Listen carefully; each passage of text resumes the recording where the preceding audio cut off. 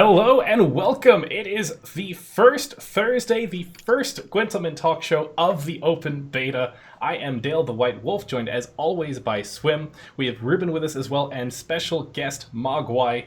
How is everybody doing today? Hello. What's up? Man, Mogwai, you're looking pretty comfortable there. Yeah, man. I don't know. You inspired me heavily. Are you proud of me? I'm feeling a little cold over here, but Yeah, I might try I'll and fix it. Get my sheet too. But no, it is open beta. We are literally just one day into it. If you guys have not already gotten a chance to, you can just download the game and start playing, which is awesome. I mean, it's been a long road getting here, right, guys? Like, we've been 7 months of closed beta, finally going open, finally going live to everybody. A chance to show off what, I mean, we as players have been doing this whole time. It feels longer than 7 months, to be honest. It feels much longer. It's been such a road, so much happened, and it feels so good to finally be here. It's such a big milestone as well in like Gwent. It's like open to blow up. Everyone's been saying it, like Gwent's gonna blow up, but now we have no excuse anymore, so now it has to blow up. Now is the time, but let's go ahead and let's dive into our first topic, which is probably going to take most of the talk show, I think, because there's just so much to talk about. And it's going to be the topic of open beta. So last Sunday was the end of the closed beta. We have gotten, well, we had a PTR going on, we knew changes were coming, and we got to see them, all those changes, live yesterday at the beginning of the open beta. And my god, there's just so many changes. So let's just dive right into like some of the new stuff. Let's start with the new cards. Mogwai, any like new cards in particular that have stood out to you that you're like, man, like this card's really cool? Oh, without a doubt. Like, for example, the Imperial Golems. Like, obviously, like, Nilfgaard is my favorite faction, right? So those guys are just amazing. You pair them with any leader, really. Like, they make even Morvran look pretty cool, you know, as he's like 6 strength plus, how much is that in total? Like 15? 15 something? Like, that's awesome. And it's other certainly stuff. Something. Yeah, I don't know how people like feel about them. I think maybe, I don't know if there's like general complaints. I love them because, you know, they give me very strong swings. It's the faction I play the most, but they're definitely up there with like power level bronze cards, I feel, as they like also really thin through your deck better than anything else, really. But does Nilfgaard even need that much more thinning power? I mean, you've already got the Yeah, I spies do. going. Leave him alone. Leave him alone. Come on. I don't know. I was already. We've been at the bottom forever. Like, if people can't stand like a couple of days. I'm actually taking the flip. I think I'd thin too much if I tried to include those guys, because I'm so used to playing my mill Nilfgaard that it's just like, man, I'm going through all of my deck and I'm making sure my opponent's going through all of his as well. But if I'm going through an extra 3, that's going to be almost too much. Dude, you don't run Imperial Golems? I don't, not in mill. I mean, I'm missing out on that strength, though. You don't like points? Like, I thought I was edgy. Jesus Christ. It's just points. That's all it is. You just get points. Although I feel like if I was to include those, do you think it'd be viable? I mean, we've been going off of, you know, tried and true. Yeah, just run more than 25. 25 Everybody's cards. running more than 25, yeah. Everybody has been since PTR. Yeah. I think Garuna's running like 30. I don't know, man. Like, maybe I should be trying that out. Just throw them in, and then just mulligan them all away so that I'm just always getting them, and then I can just build my deck how I normally want to build them. This actually doesn't sound like a bad idea. But also, any new cards that you're, like, excited about? Ooh, new cards. New cards or changes. I don't know. Here, get back to me. Go go around. Go around. Ruben, new cards. Anything that stood out to you? Well, I have to talk about Northern Realms because that's the only faction I play, basically. But there weren't actually that many new cards other than like Trident Infantrymen, and there weren't the entirety any of the faction.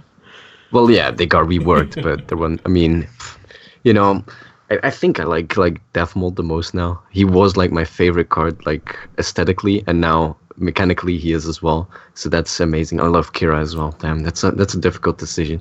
But some cards like Priscilla have become from one of my favorite cards to like card that I probably won't play much or at all. And yeah. Go ahead. No, I wanted to ask you like about Priscilla because I looked at her and I wasn't like overly impressed, but I didn't know if I was missing something or.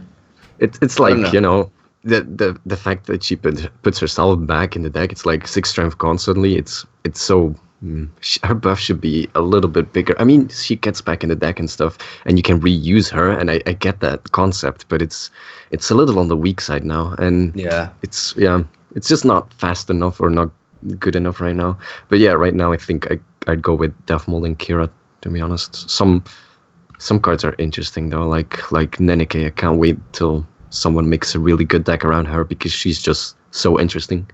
Dude, and John Natalis, he's awesome. I mean, he's cool. Come on. He's cool, all right, but his effect is awesome. But I don't know. Ban Machine next, not yet. No. That's like the art that I'm excited for the most for Northern Realms. Actually, machines, catapults. They're fun though, yeah. So they could be good. Don't break my dreams. They're good, but it's very relying on the opponent's deck. Like if he has like not a lot of units, there's not that much you can do with it. If he has like golems, for example, and a lot of 4 strength units that when you reveal them, they come out. Like those units all perfectly line up for ballistas and stuff, and that's great for Northern Realms. But other bigger units they're hard to deal with right now. They're in a rough spot to build. And all those new machines look interesting. I really like. I don't know. Whenever I'm seeing a bunch of card text, I'm just like, I think this goes with that in order to do something extra. I have to place them weird, but the numbers just look low to me. But maybe that's just because I haven't given it a proper chance. Yeah, no, there's kind of good point. I mean, like some Northern Realms units have their numbers designed around Sergeant, but Sergeant is so greedy because everything is the same strength that it kind of, you kind of want it to work, but you also need to stagger, and there's some slow ways to stagger, like the Knight Elect, but that's a little bit too slow then, and it's difficult, it's sometimes difficult. Yeah. Also, I love the new keyword though, crewman. That's an awesome design decision. Keywords galore. Now, moving back to new cards, I think it's not necessarily new. That so many cards have been reworked as well. But I think my favorite change thus far has probably been Avalok. Just kind of being able to force your way through the deck. I had one memorable match against Vishra in the PTR where I think it was round 1, we had both completely played out all of our hands, and I won by like 6 points. Round 2, I top deck Avalok. We're both at 2 cards left in the deck, and I'm like, it seems like a decent amount of time. Let's just what we have is what we have. Round 2, and whatever can carry over to round 3. But no, I think maybe I just like Mill a little bit too much, and he fits so beautifully into that. Just being able to not only help yourself draw, but help your opponent draw too. And even in non-mill decks, I feel like he's doing all right because you're able to get card draw in a deck that you maybe wouldn't have had card draw in. With the obvious exception that you having your opponent draw some cards as well. Yeah, I mean, like I've obviously I think he's single-handedly made Nilfgaard viable, like at least consistent. Because I've been playing with like a Nilfgaard deck and it's pretty good. Like it goes like if you get Avalok, with Avalok and Renew. And also, with the shackles and shackling your Avalok and then decoying it and then mirroring it. I don't know. It can get pretty crazy. I really like it. I'm not sure, out of milling decks, how good he is or how... I mean, he's 10 strength, so that's pretty solid. But I don't know. I really like it, though. I think he definitely... I just don't know how... I don't know if we want milling decks to be super consistent, though. That's scary, actually, if you think about it. It's fun now, but it can get old really fast. I agree with that, yeah.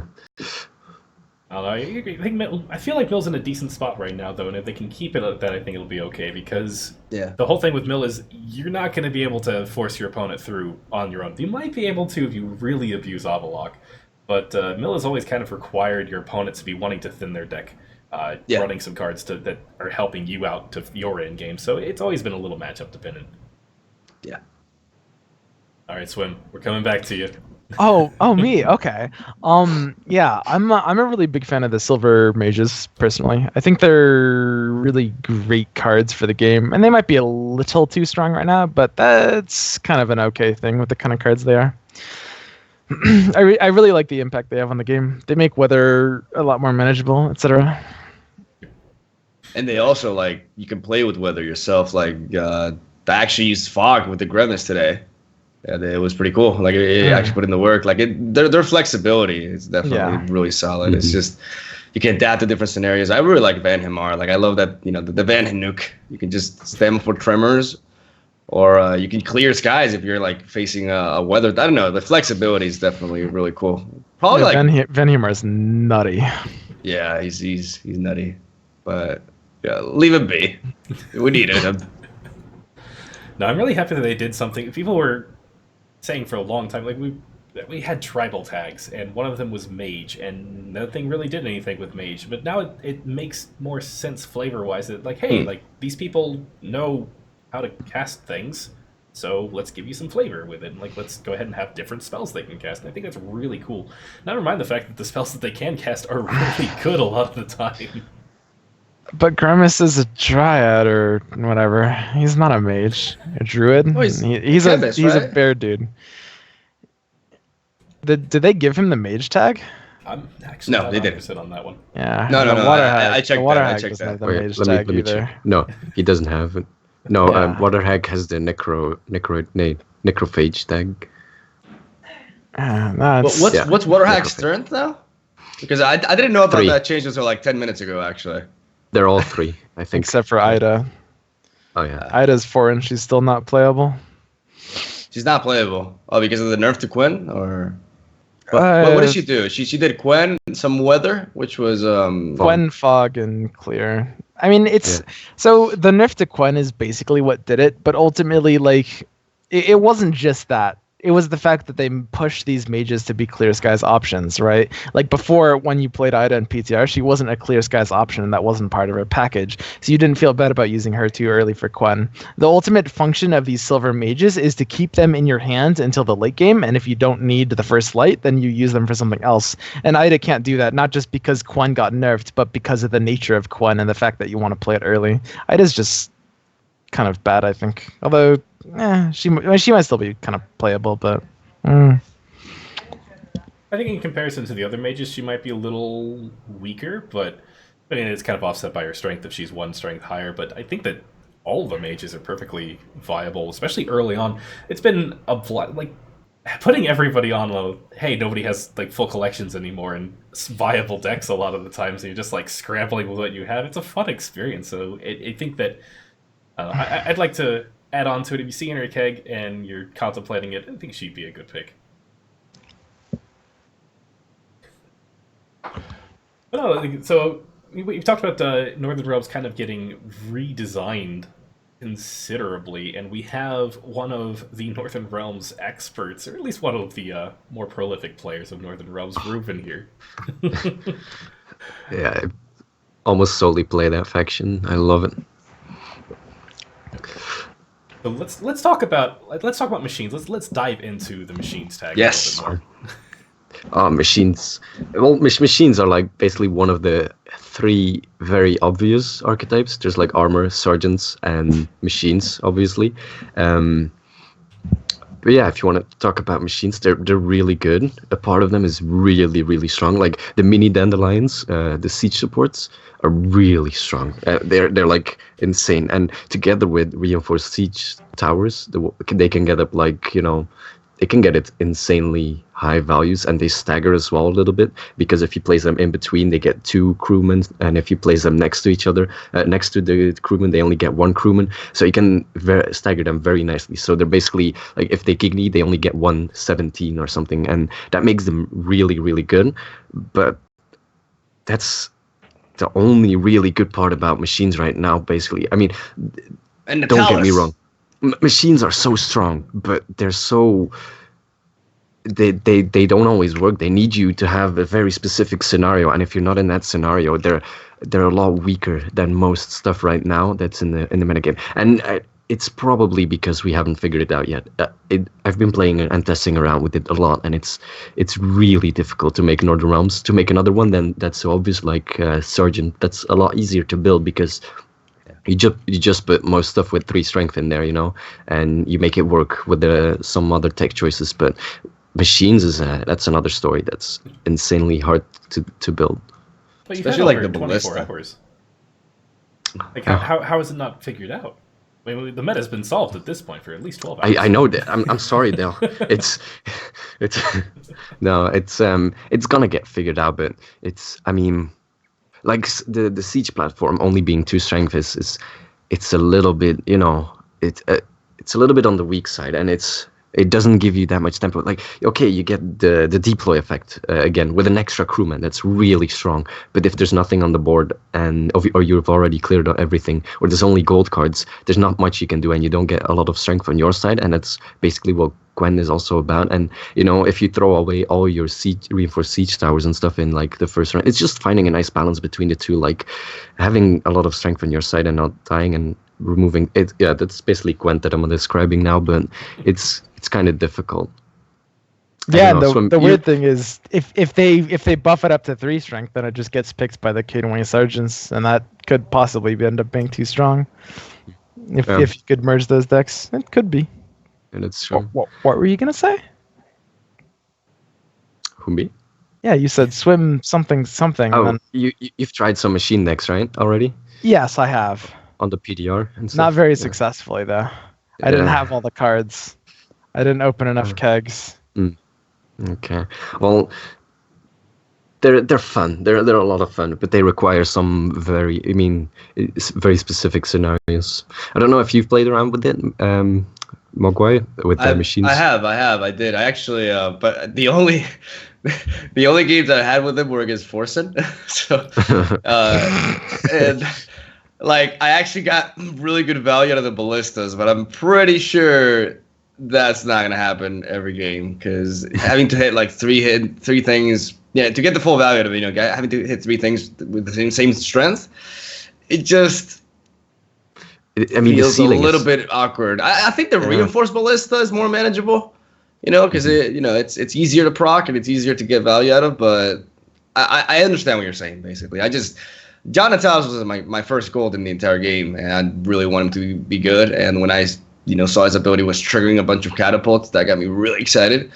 So I'm gonna be optimistic, and because I want to dwell into that archetype very soon. I've just been playing almost only Nilfgaard and then some Skellige, but I really, really want to try that out, and I want to believe. I will believe. Yeah, don't get me wrong, it's not weak at all. It's just really difficult to find a really good optimal deck, because if you're looking at Queensguard now, it's just so very optimal right now. That's very, like, it's not very difficult to refine a deck like that because it's been kind of figured out already. And now with Northern Realms, a whole new faction like that, it's difficult to keep up right now, but I'm sure we'll get there. Mm-hmm. I definitely agree. Also, unless you play Nilfgaard, though, they steal your Queen's Guards. Even though I'm running like I'm pretty sure most people are running it because it's just a very good card. But at least Savage Bear kind of counters that a little bit because he stops the big of our medics at least from being spawned. Yeah, I've had it. Yeah. But yeah, it's very strong. Well, pivoting from Northern Realms, we also have, I think it's needs no explanation, but let's go ahead and dive into Nilfgaard. So, Mogwai, Yes. Your favorite part of the new changes to Nilfgaard? I thought it was going to be Reveal. I really like Reveal, honestly, but I'm loving, like, my best deck with Nilfgaard right now. Like, obviously, I'm playing, I'm still like level 6, so it's not like I've been, but it is undefeated right now. Like, it's like 13-0 or something like that. It's the only deck that I have that's undefeated. It's a John Calvet Tempo deck. And I actually run Imperial Golems, and it's only 25 cards. Like, I'm not, it's like a deck with Imperial Golems, but I don't go over because I run the Alba Pikeman. And it's kind of like a high tempo deck with like John Calvade, the Alba Pikeman, and then the Guardian and Tibor. Because I think Tibor. I don't know what people think about it, but I think Tibor is just fucking insane, especially with Roach and Azure. Because with Azure you put Roach back in, and Tibor is just fucking nuts. He wins you round 3, dude. He wins you round 3. Like, yeah, I don't care if you draw a card. If you guys didn't know, What? a seer is because is that Azure? You throw a few people off with that one, man. Oh, Azir. I mean, like, to his credit, I still don't know the actual proper way to pronounce that. But you said the Alba. Azir. You said the Alba Pikeman. Those are the 5s or the 8s? The old Reaver Hunters, basically. Okay. Yep. The 5s. The 5s. Because I saw those change, and it's literally old Reaver Hunters, but they're not even buffing each other. Is it still worth the slot, you think? For me, it is. Like, they thinned the deck, and they also have synergy with Azir. Azir. Because you can actually. That's right. Goddamn. And dude, they're legitimate. Like they kind of like weren't removal early on, and if they don't get removed, like they're 15 strength bronze, and that's good in my book. I like leading off with that, and then I like going with John Calvade with the golems, obviously, and I think John Calvade is so good now because that 4 strength with that ability, especially with Kahir, is pretty monstrous. And I also like running Sarthisias as well. Like that deck, it's really odd because I'm not running spies, and there's a lot of things that I'm not running. And at first, I honestly thought it was going to be pretty mediocre. Like I was like, I really liked it, but I'm missing a lot of key stuff here. But the deck is fucking like, it's really good. I think it's just because it puts a lot of like fast strength in round 1. And I'm playing Gaunter with him though. I'm living on the limit with him because he's not as crazy as you would think. I mean, it's what's your success rate with his game? I would say if I have to put a percentage on it, like the thing is I've misplayed with him because at the beginning I thought he didn't change. I thought he was like the top card, right? So I would be like, okay, he's got that. But then they would show me something else, but I got lucky as fuck, and it turned out it was the same strength card anyways. But I would say, I don't know, over 70%, yeah, at the very least. Like because in reality, like most decks, you just aim for higher than 5, and with the help of the Guardian, your odds are really high. And like I had like this insane combo, just like playing Azir, and I would put Roach back, and then I play Gaunter into Kahir, into Tibor, bringing Roach out, and I won a game that I thought I was going to lose. I felt like, I don't know how many points that was, but that was like ridiculous. That was like over 40 easily. I think it was 50. And I don't know. I like Gaunter, man. I think he's not that. I think he's worth running in certain decks if you especially like if you understand the matchup and you know exactly what your opponent's running. Obviously, like the downside to him is huge, right? I like him. Oh, is the downside really that bad if you're running Nilfgaard? True. Very true. Yeah. I mean, it's pretty easy against Northern Realms as well if they run Sergeants. Yeah. Like one of the dreaded matchups for me with Gaunter is Skellige because of the Priestess. They can really screw you over. But in most matchups, if you think about it, in most matchups, it's not that hard of a pick, really. Like if you're, like for example, if you're facing against Northern Realms, that's the easiest case scenario, right? But against Nilfgaard, you just they tend to like play their emissaries early on if they do run them, and they tend to play like you only have to worry about the Vicar of Aromatics potentially. I don't know. I think. Especially like with the help of the Guardian, because the Guardian puts 2 more. They always want to mulligan away the Guardians, right? So that's 2 extra 6 strength units on his deck. So I always tend to aim for like +5, and he pulls it off most of the time. Well, speaking of the emissaries, they actually got changed a little bit from the closed beta version that we're used to. They cannot pull themselves anymore. But we got a new card, Vicovaro Novice, which allows you to, well, not only the emissaries, to be able to target them and apply their effect again, but also the ambassadors, if you wanted to just get some extra strength on your board. And I'm curious, just around the board, what are our thoughts on the new Vicovaro Novice in Nilfgaard? Is it worth trying to get, maybe if you wanted to get that combo and thin out things, is it worth trying to get it off the emissaries and then trigger the emissary and just keep comboing? Or is it worth it to get it more on the ambassador?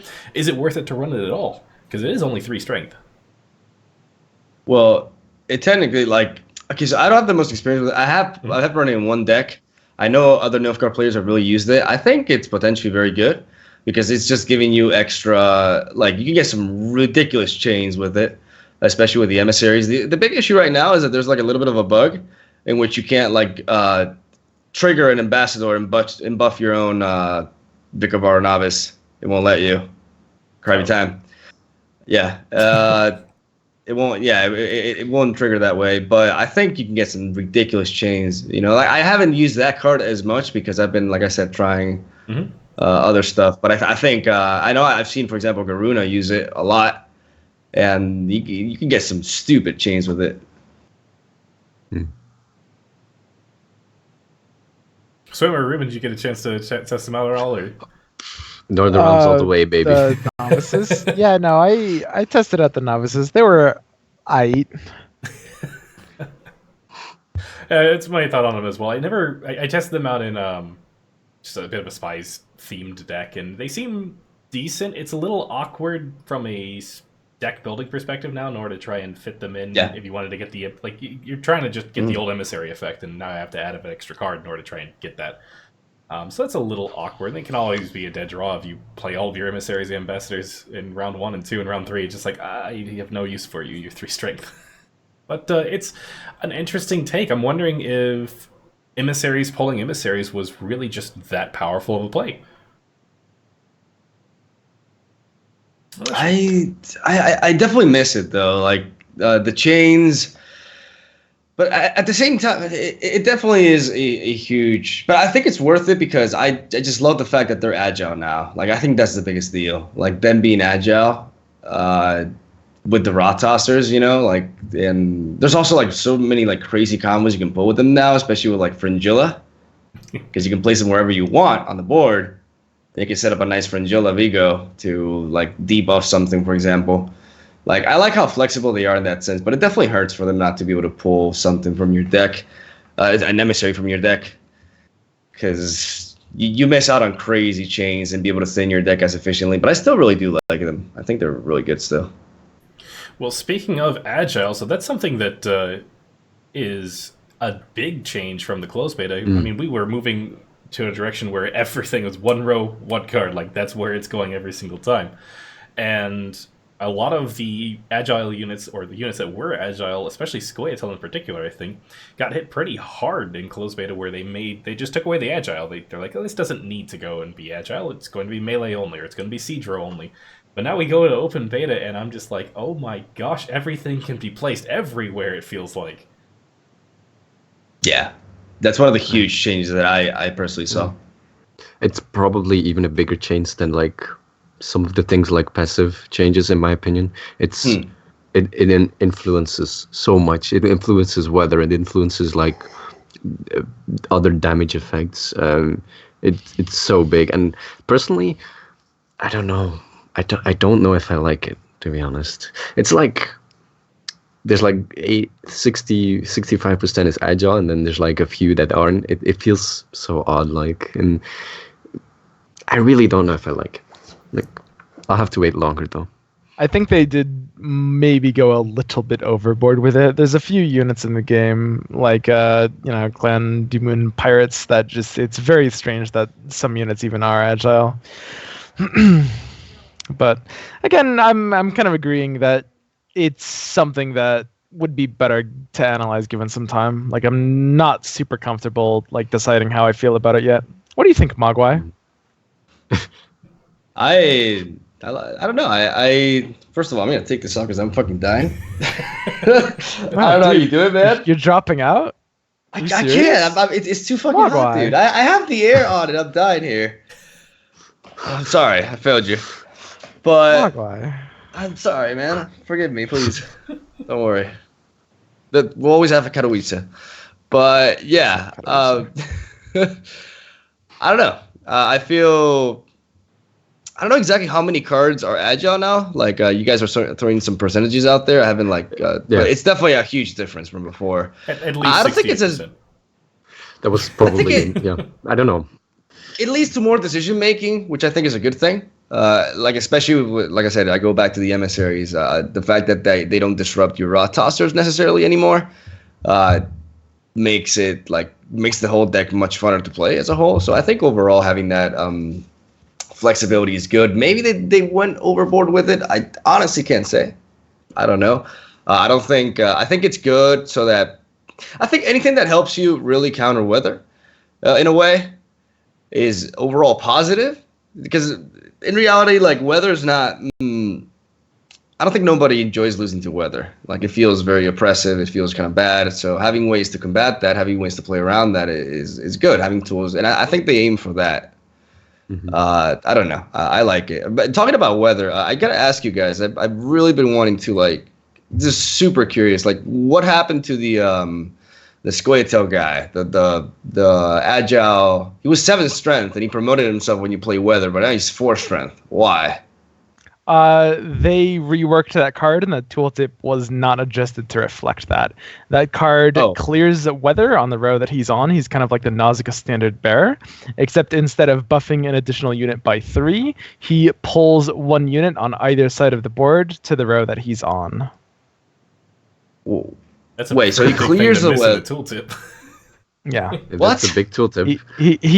He's like the Nausicaa standard bearer, except instead of buffing a dude by 3, you pull a dude to the row you're on, in addition to clearing weather on that row. Oh, so you can select it. So you Yeah. can select a unit and it comes next to it. Yeah. Yeah. Yeah. It kind of fits with the movement kind of theme that Squayatel has going on. That's pretty cool. Okay, but talking about like the movement, the agility.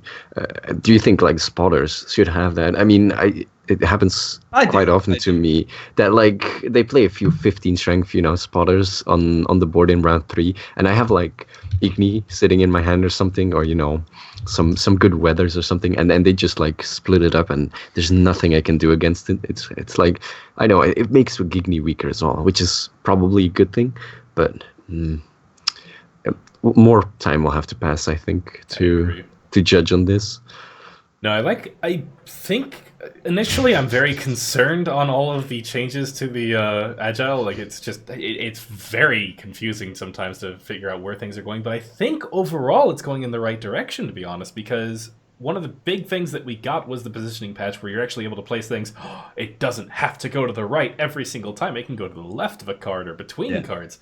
And I feel like the agile change, we're making a whole ton of things agile, kind of fits into that, where they're trying to really push positioning to be something super important. That's been something I've been personally struggling with because it's not been in the game for that long from the closed beta, so it's not something I have a whole lot of experience with, and it's just like it matters. It's complex. It can be complex. Yeah, I agree. It can be complex. Like it's not easy. A lot of times, especially like when I've been playing with, like I said, Fringilla. It's a card I really like, but I still suck at it. It's I mess up all the time because it's just like you have to think one turn ahead of using it. Because you have to think of where, like I would just randomly place my emissaries, just next to the other emissary. I'm like, wait, I could have placed this guy next to this, and I could have used Fringilla. Like you have to think about, putting it to the left because the effect is exclusively changing the creature of the right, stuff like that. And I think that's good for the game, but it's also, takes time to adapt to. But I think that's a good thing, adding complexity to the whole thing. As long as they don't go overboard with it and it just becomes a mindfuck, it's fine. Oh, and real quick, we had a question from the chat of what is agile? And agile just means that, so there's 3 rows that a card can be played onto. You have the melee row, the ranged row, and the siege row. An agile unit can go onto any of the 3. You actually get to choose.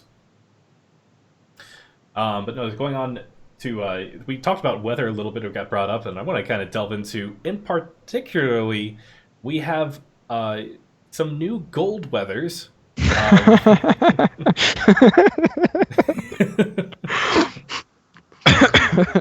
No, continue. Well, we have some new... Well, I'm actually going to kind of lump it in with the gold special. Let's just talk about gold specials in general right now. So, the 2 gold weathers, I mean, obviously we have Ragnarok, which I think is starting to already get a pretty decent reputation, and Drought, which actually got changed from the PTR version that we got a chance to play, and then went open beta, and it's like, yeah, not that one anymore. But let's start with Ragnarok.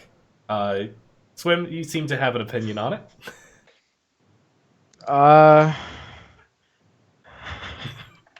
Yeah, it's a pretty good card. It's probably a little too good. You smash their board, you fire some big flaming meteors, and the card can't be bad. It's too good to be bad. Gets countered by a bronze though.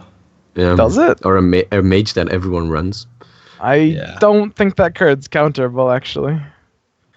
It's it gets 6 damage, right? You get a clear skies. Technically, you traded 2 cards and you got the advantage over your opponent because you dealt 6 damage, for example, and your opponent lost. But you lost a gold card and they lost a bronze card. Yeah, but I can say John Natalis gets countered by a bronze, which is D Shackles, and then it's kind of the same argument. Like, yeah, it doesn't get countered by D Shackles though.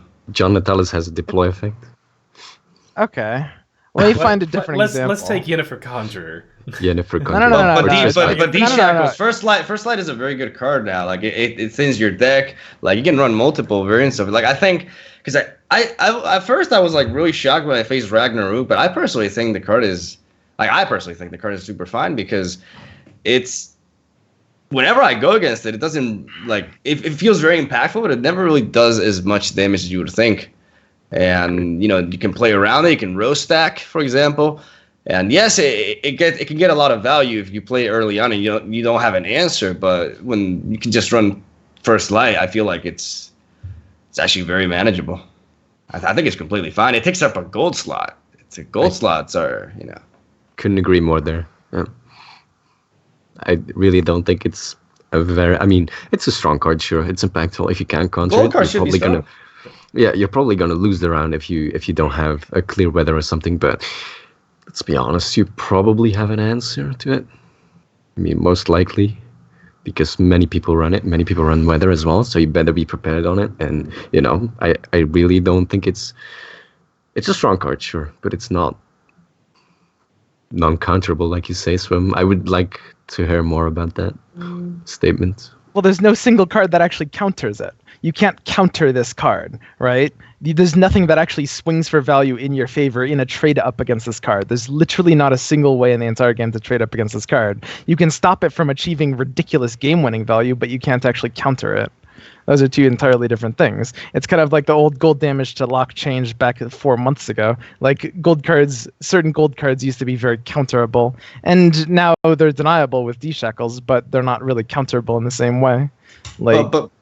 Sorry, continue.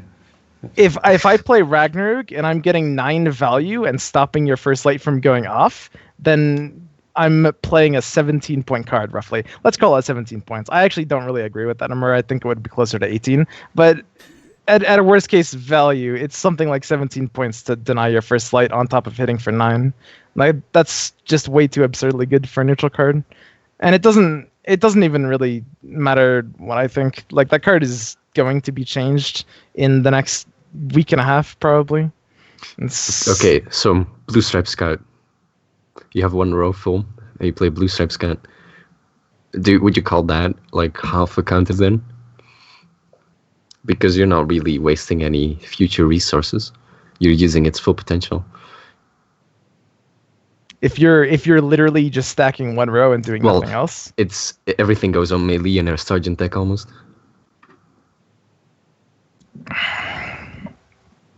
It can depend on the deck, but ultimately decks that are running Ragnarok are going to have ways to get value out of it as well. There's a lot of cards that can move units around. There's at least 3 different archetypes that can do that. And then there's spies that you can put on every row. Like, it is possible. It is true that very specific decks can survive against it, but that doesn't mean the card is either fair or healthy. Like you're basically arguing the point that Ragnarok won't automatically win you the game every time, and that's not really what I'm saying. Like, yeah, you're right. There are scenarios in which it's not an auto win, but that doesn't mean the card is either fair or healthy. I think Yeah, but I think like Ragnarok is one of those cards that you also have to like think of the situation of the match. Like if you have it at the very beginning, it's when this becomes the strongest, but it's also when it's more, you're most likely to be able to counter it with the clear skies. Yes, you lose value, but it's not that big of a deal. Like trading a clear skies for a gold card and losing a little bit of momentum on that aspect. When you can use that, for example, for it, because you use clear skies to clear regular weather as well.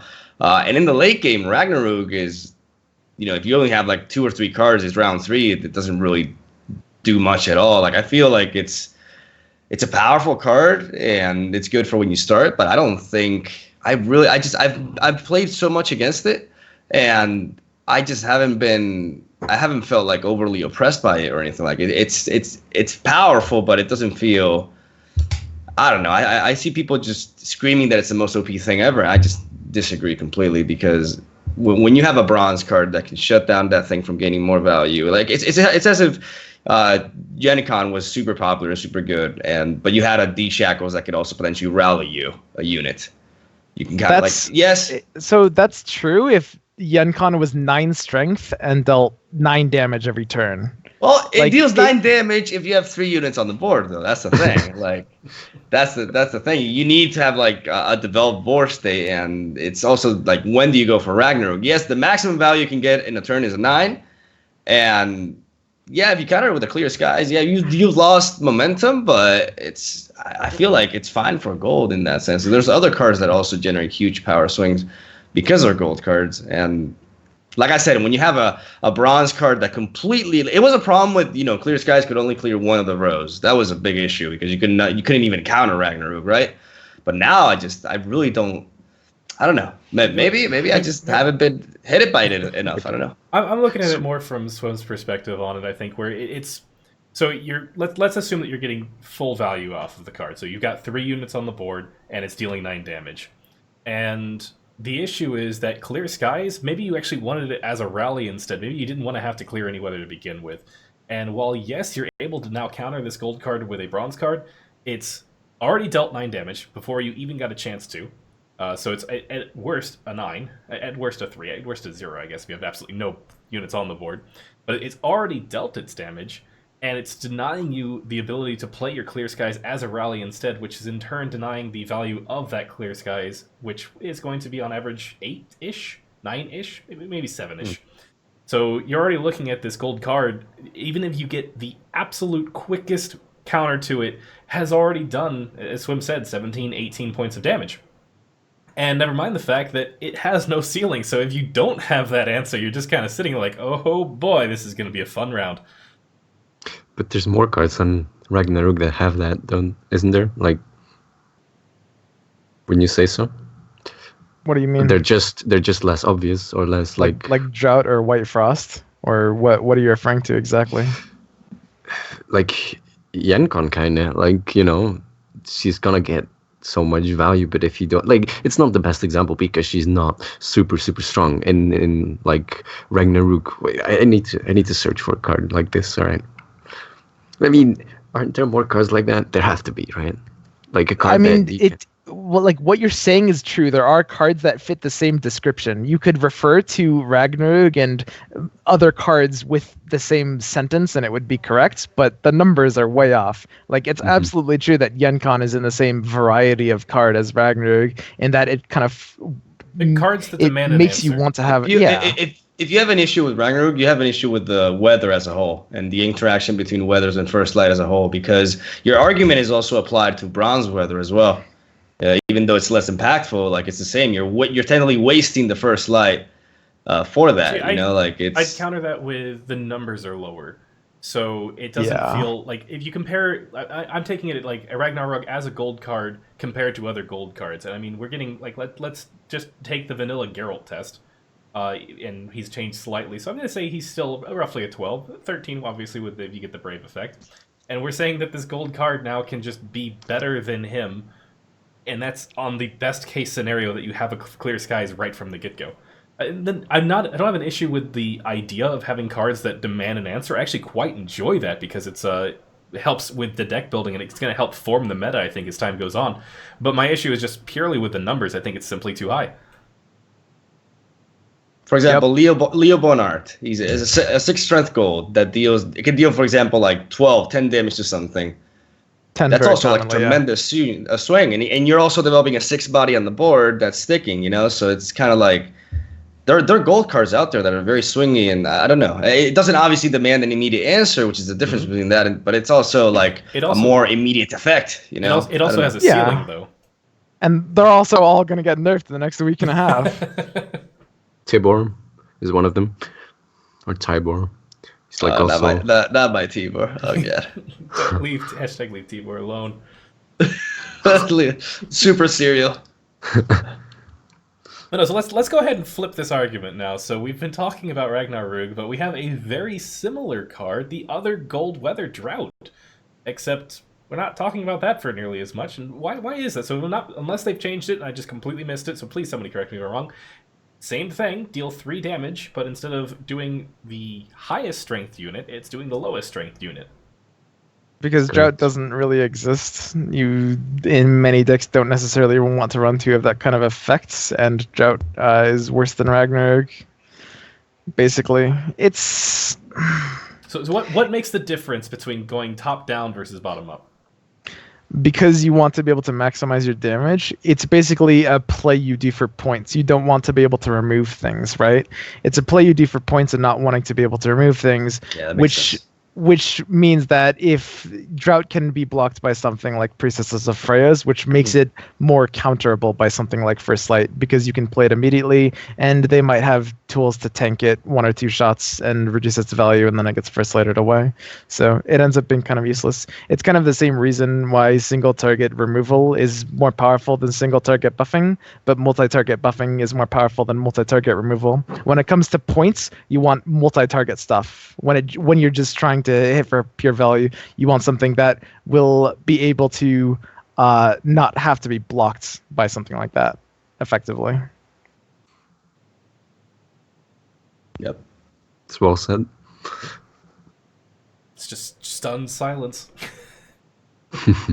Yeah. It's, can I safely say that we all agree that it's a solid change from the drought that we did see previously on the PTR? Yeah. That was impressive. Oh my god. And for anyone unaware, insane. That drought card was dealing 1 base damage to every unit on the row. So if you were Skellige, that destroyed you. On every row. If you were Northern Realms, you could kind of survive it, but man, it was still rough. It was still rough while like 8 you had like 8 green strength on it, and it stopped going down with some cards. It was still hell. It was so bad. But we were kind of not running Clear Skies as much as well. Yeah, I mean that's kind of the last thing. Like, while it is perhaps arguable that the cards themselves aren't inherently too strong, they're very patently oppressive. Like, those cards are entirely the reason why every deck right now is running 2 First Lights and a Silver Mage to be able to clear them. Like, even if they're counterable, which I wouldn't say they are, but even if they are, they kind of take over the meta in an unhealthy way. Well, let's move on to the other gold card, gold special card. Yeah, no, only one other gold card ever. The other gold special card, Renew, didn't see. I mean, on the paper, it doesn't look like it's that big of a change from the previous version of Renew, which we saw, which was resurrect a gold card from your graveyard, and they just were like, you know what, either graveyard. I think that makes it well. I'll start on this one because I think that just makes that card absolutely insane. One of the biggest issues I always had with Renew and with gold special cards in general was the fact that you'd play them and they were too often a dead card. And with that change now, I mean, I've had times where I've managed to get not 1 but 2 Gignies on the board at the same time simply because he played a Gigny the previous round. It's like, yeah, I just want tons of swing going on. But what are you guys' thoughts on that card? I love reviving Tibors as Northern Realms. I love reviving opposing Gels. I think it's honestly really, really strong because it's super flexible and you can take it's cards that are flexible. Like, the reason why mages are so good is because of the flexibility. And Renew, being able to target opposing golds, it's just a gold card that can become whatever gold you need it to be in that precise moment. And there's no way that's not super strong, you know? And the fact that now it's less limited because of the fact that maybe you can, because the problem with Renew in the past was that you could get screwed over with your draws and, draw early on and not draw your other golds. But it's very unlikely in a match for neither you nor your opponent to play any gold cards. So just for that alone, I think it's really, really. I think it's kind of like not that many people are using it, but I think it's just a matter of time. Really, it's really strong in my eyes. I think it's super non-competitive. Oh, really? Yeah, no, I would personally say so. I was actually okay. So let me clarify. I was actually pretty hyped for this card to be competitive. Like when I saw that change, I was like, oh, that's a really big deal. And the biggest reason I think it's probably not competitive is because gold's kind of got power creeps, and that's probably a temporary issue. But right now, until the game is hotfixed, there is every single deck has basically 3 auto-include golds. I could see Renew being made space for in certain decks, maybe some Northern Realms decks possibly, or something like that, who have like fewer just like auto-include golds. But I don't know if it works. I mean, the problem with Renew is that, like, and you might say if gold power rises, then Renew power should also rise. And that's not necessarily true, because the problem with Renew is, unlike other golds, you always have to wait until round 2 to use it. And that's not necessarily always going to matter, but that can lose you the game sometimes. It's the same problem that cards like Caretaker and Shawnee have had. Like, the fact that you have to wait to be able to use them is always going to be a problem. Like, you can be kind of locked out of using them in round 1, and to a slightly lesser degree, that's part of the problem with the new Igleus, and part of why people aren't running her as much, because the old Igleus circumvented that by being reliably useful, because you could just populate your own graveyard very easily because spells go there instead of units. But the new Igleus doesn't do that. But you say that about Shani and Caretaker, but they were like amongst the strongest golds. Oh no, like, they were the ultimate staples. Well, like Shani was just because you can't play it in round 1, like the ability to resurrect a gold card from both sides, like that's so powerful. No, that's so strong. That's absolutely true. I would say Caretaker was not necessarily a staple after a certain point. A lot of top players cut him, not like a majority or anything like that, but he was being cut in some decks, and it's something that was just like limiting those cards despite achieving like ridiculous value on paper. Yep. I don't know. And Yeah, I like it in Northern Realms because, there's not that many. You end up mostly with a lot of neutral golds, and so you kind of have to choose between them, and it's like Gigni, Yankon, and some I like to experiment with the Renew, and so far I've actually done pretty well with, but sometimes you're just like, you end up with no golds, and then it's like 1 gold in the graveyard, it's like Yankon or something, and if you have to revive that with like a few cards left, it just feels bad. So it sometimes can be really clunky, and yeah, if the opponent like revives your primary target that you wanted, it's also a little bit annoying. A lot of stuff can go wrong as well, but when it goes right, like reviving a Tibor is like insta concede for the opponent. It's like so good. And there is at least one more gold special card that I remember correctly, and it's one actually everybody gets to start off with. But Royal Decree, being able to select any of the other gold cards in your deck and playing it, just thoughts. I think it's super good. I mean, I like bringing it in Revealed Nilfgaard, for example. But was that a sigh of thought, like deep in thought, or just a sigh of disappointment there? Oh, moi? Yes. Yeah, no, it was actually both. Honestly, my take on Royal Decree is effectively the same as the Renew. I was excited for the card, but I feel like Gold's got a little power creeped, and it has a sort of similar problem with Renew. Whereas, like, if Gold power level is substantially high, you just kind of want to end up running for very solid golds instead of things that can kind of supplement additional slots. I don't know. I still really like what this card does for, like, deck building design, because it opens you up for the possibility of building a deck around the idea of a must-have gold, which there isn't really. I feel like there's not a huge space to do that in the deck right now, but there will in the future be just like absolute like must-have golds decks built around solely having this gold. And of course, it needs some kind of contingency because the odds of you drawing either Royal Decree or even a second gold card in your hand are only like 79%. But it's something that can really enable the new kind of deck, and I really like that. I like it in Reveal Nilfgaard, actually. That's where I run it, because I think fishing for Vaetier, or like in that deck I run Vaetier, Leo, Bonart, and Ciri. So Royal Decree always has that, like, if I need Ciri for that precise moment, I can fish for, most of the time, Vaetier, because that deck really shines when you have like your Mangonels and Vaetier round 1, especially with like your Dirling Foot Soldiers. Like Vaetier can provide a tremendous swing. So I like it a lot in those decks because it can fish you that specific gold that I think Reveal really relies as strong opening. And it, at least I notice when I play Reveal Nilfgaard, that if I don't have Vaetier, I miss out on a lot, especially because of the opening with the Mangonels and such. So I like it because of that. And even when I don't fish it for Vaetier, like I said, I think Ciri is really good now as well.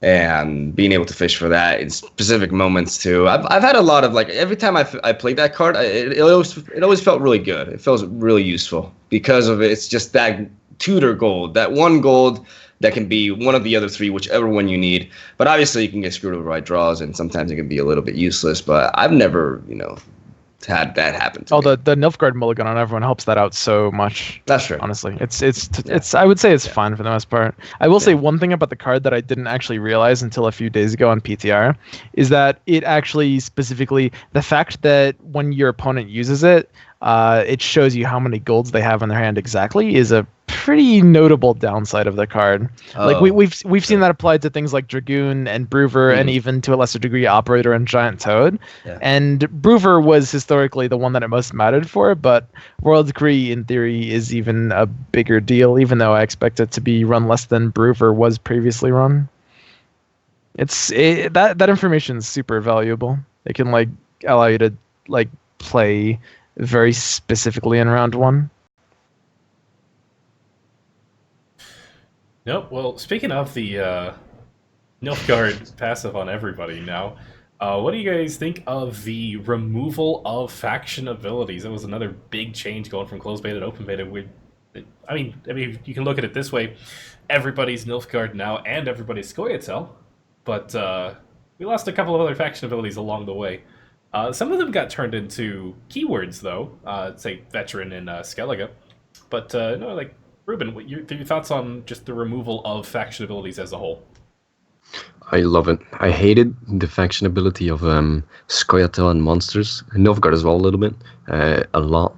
I mean, no, to play as Nilfgaard was fine, but against it they had such good hands, and it got kind of annoying. But they're gone, and I'm totally fine with that. I love it. Like, the Northern Realms ability wasn't the strongest. It wasn't bad at all. Like, it had its very good uses, but especially in Hansel. But let's talk about that. It's a very healthy change because indeed it added something, all right, but it probably limited them a lot in terms of design space, and I think it's really good that they opened up themselves a little bit more, and that was a big step. I think that was like, I mean, coming up with a change like and say like we got to remove faction abilities, and it's like that's a huge change. You just don't come up with that like every day, and it's good that they did it because eventually everyone loved it. I don't know a single person that doesn't love it now.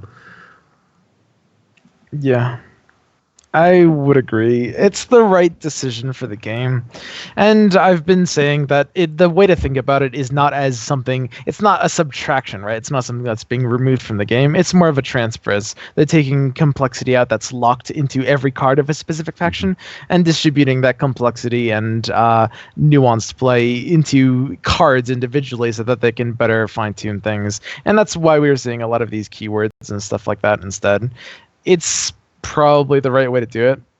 I kind of miss the monsters passive from as a mechanic. Miss it? Well, as a mechanic, not disregarding power level. It really affected every single move you made in a way that I was a fan of, despite, affecting the outcome of the game in a way that I wasn't a fan of. Yeah, no, you're talking about like knowing like when to pass, having to force them a little bit more. Yeah, I understand. And the order of which you play your cards as the Yeah. monsters player, absolutely. Yeah. Like it Yeah. it affected so much. Yeah, I understand. Yeah, I agree. I agree with everything you guys said. I was super happy to hear it. Like I was really psyched actually, because monsters. I agree with what you said. It's just that, as you said, like the outcome of it, like translating that ridiculous power, especially like when you really fought hard for that first round, and it felt unfair. Especially like the worst part about that faction was when they opened past afterwards. If they managed to win round one, that was just pretty much death. That was just awful because they kept that for the third round again, and it was disgusting. And the Scoia'tael passive, I think nobody liked it. It wasn't really that fun to play with. It was fun at first, but then it got old. No, it wasn't fun. It was never fun. Yeah, I didn't actually like it. It was so unfair. Yeah, and it was unfair to the Scoia'tael player too. To be honest, that was like there was a huge difference if you won the coin flip or if you lost that one. There was a big difference. I think if you won it, so yeah, that's right. If the opponent had to go first, you had like 1.5 card advantage or something, and it was something like that. Whatever. I think that's a really good point. Honestly, like it made the coin flip problem even worse. Yeah. I mean, yeah, it wasn't even sometimes that good for himself because it just was a little bit random. It was a 50-50 basically, and it was not that great. It was interesting, but not that great. I agree with all you guys. It wasn't really been... that interesting, honestly. Just ignore and then okay. Yeah. The concept was interesting. I agree with all you guys. The faction abilities, it was a cool way of adding like extra flavor to every faction, but it really was just kind of, I don't know, like certain faction abilities just didn't seem that impactful, Northern Realms especially. Certain faction abilities seemed just not fun to play against, Scoia'tael especially. But it's nice freeing them up from, maybe if they want to make a Skellige card from now on. Like there was always like Skellige especially, or like monsters even. The ones with the really good faction abilities, and you're just like, well, we have to kind of adjust how we strength this card, because if it's too high, it's just going to be even higher in round 3. They were kind of, I don't know, limiting in a certain way. And the fact that they're able to now just take them away completely and throw on a couple of them as tags now, as keywords, Veteran especially, and it frees up design space. It creates design space even, because Veteran can now be used to do other things than just +1 strength, and it's kind of cool that way. But no, speaking of other changes from closed beta to beta, I think so. I'm going to talk about old Im here because they decided that, hey, all those Nilfgaard leader abilities that you like, we're just going to flip them around to other people. But old Im here was the reveal leader. He would reveal 3 cards from your opponent's hand, and a lot of time, reveal just didn't seem that powerful to begin with, but reveal him as a leader just didn't seem super impactful. And one of the suggestions that consistently came up was, hey, what if he played himself? And I guess CDPR liked that a lot and rolled with it, because all the leader's abilities now have strength tied to them. They get to play themselves, and you get to see these leaders actually come out and fight for you. But Mogwai, your thoughts on leader abilities now having this power component to them? You think that was a good idea, bad idea? Do you think it's all right? I think it was perfect. I just what better way to balance the power level? You had leaders like old Emir or Francesca, which were so underwhelming because of their lack of being able to generate strength on the board, right? Compared to others, like Brewer or Dagon, Dagon was able to either shut down a board with old weather or fish for something from the deck. Like Dagon was insane, and now all the leaders have a body, and that body is as strong as it kind of correlates with the strength.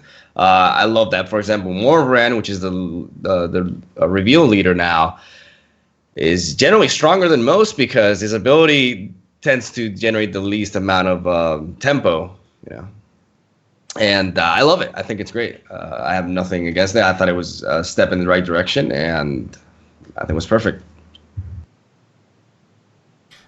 I agree. It's a really cool way of balancing the effects of things because you can kind Yeah, of very treat cool. them as like, hey, like it's a gold card that does something, except you always have it, and that's always been the cool thing with the leaders is that it's essentially your 11th card every single game. It's the only thing that you can 100% rely on, and now it's able to put points on the board as well. And I think it also leads itself to actually being a little bit better, a nice buff to leaders across the board. If you didn't use their ability round 1, round 2, and you're in top deck mode round 3, at least you can put points on the board.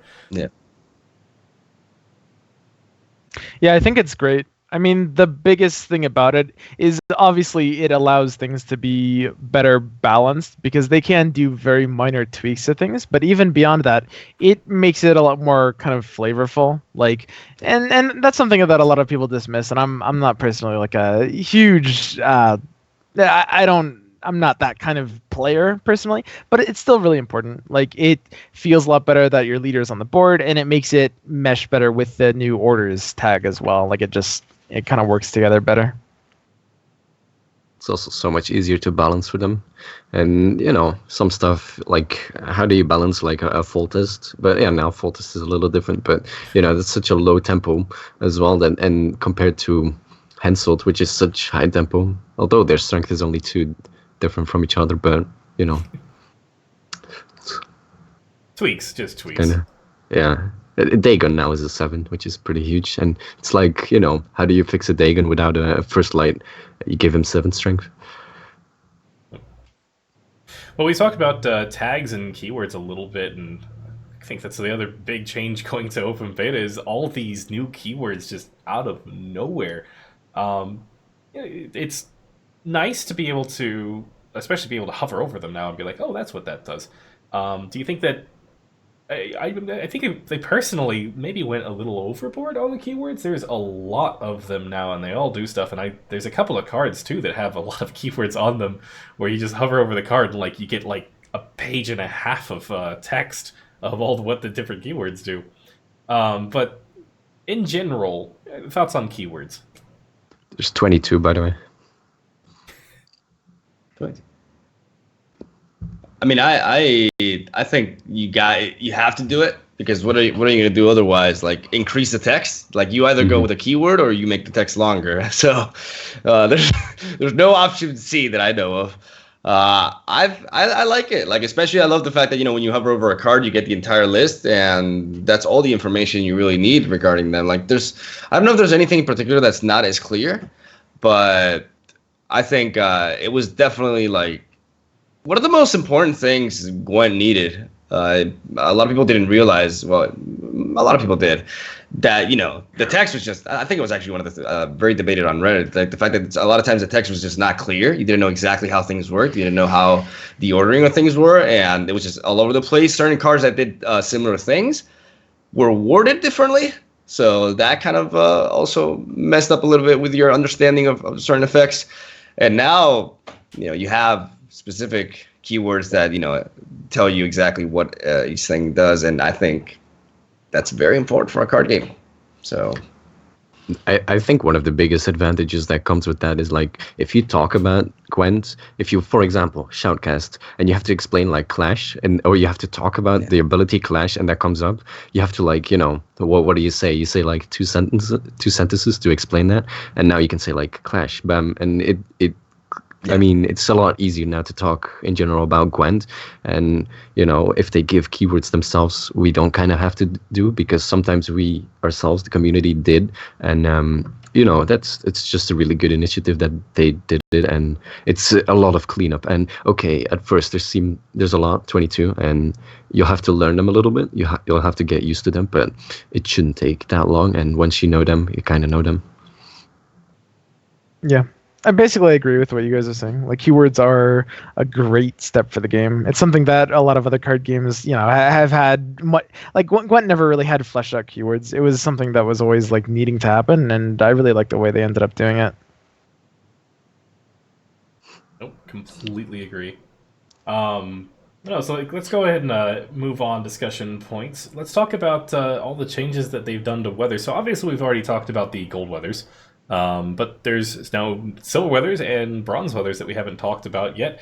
And just our thoughts on the weather change, because weather change is big. I mean, if we go back, just for anyone not aware, back in closed beta and actually Witcher 3 version of Gwent, if you have a weather, well, actually, it was even better than Witcher 3 version, but if you had a weather on a row, and Frost went to melee, Fog went to ranged, and Rain went to siege, if you had a weather on it, all the units on it, on that row, and any bronze or silvers were reduced to 1 strength. And now they kind of they changed it. They're like, no, we don't want everything reduced to 1. It'll just do damage, typically. So Frost is now dealing, 1 damage to everything. Fog 2 to the highest, and Rain 2 to the lowest. They get those flipped. Does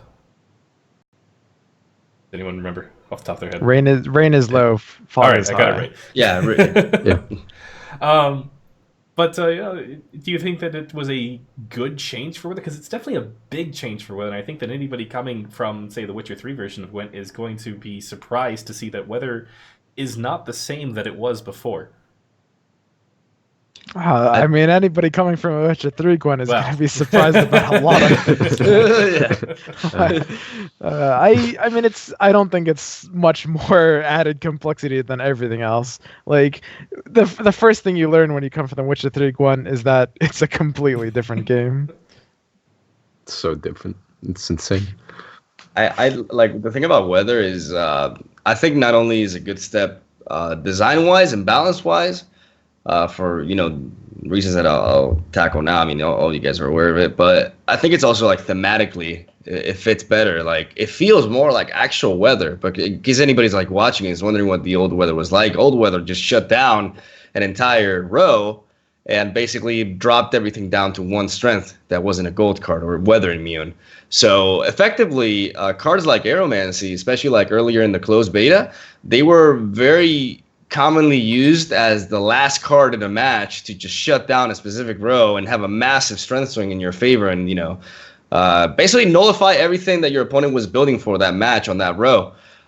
So that just felt like too swingy, and it felt like such a high impact card in just 1 turn. Now weather is a gradual effect, like it wears on you. Like the more time passes, the more damage it's dealing to you, and that's actually how weather should feel. I don't know. I think both thematically and balance wise, it's much better than before, and I like it. I like the new weather. I think it's nowhere near as oppressive to play against as it was before, and it's cool to play these like wall hunt decks and see you wear down your opponent, and especially like Nithro. I love the new Nithro. Like I was always really upset how Nithro was such a like bad card before, because that's one of the coolest arts in the game in my opinion, and now it's pretty boss. Like it makes Frost, like it hurts. Like Frost really it almost becomes like Ragnarok level. It's really, I don't know, it's cool. I like it a lot.